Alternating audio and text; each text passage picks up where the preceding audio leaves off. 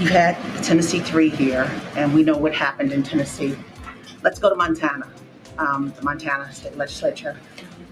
Similar, it seems similar in a lot of ways, shutting down someone who wants to, a state lawmaker who is in protest of something that they feel is wrong. What do you say to that? And what is the president saying? And what is the White House doing in the midst of seeing now these legislatures shut down people who are doing what democracy speaks of, trying to strengthen it?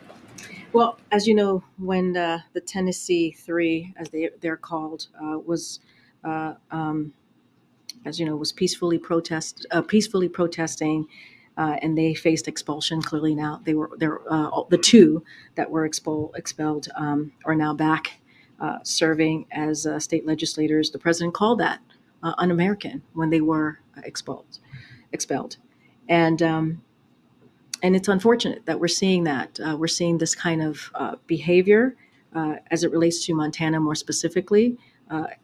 We're seeing devastating pieces of legislation across the country in state houses aimed at taking away freedoms, aimed at attacking people for who they are, especially our young people.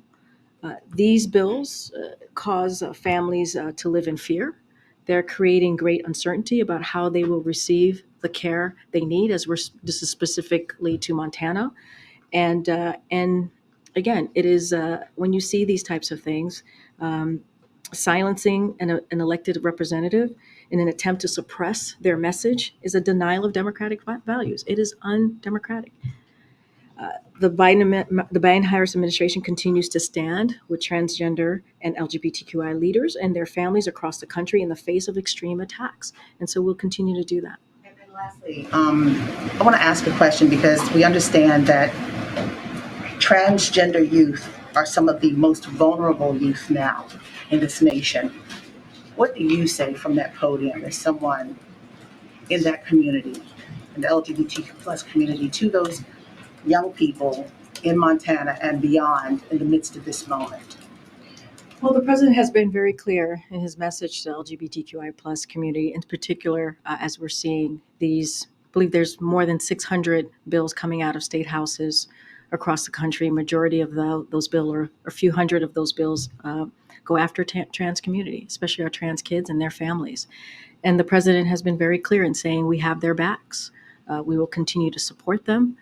The president has a history and a record on supporting this community, and he'll continue to do that.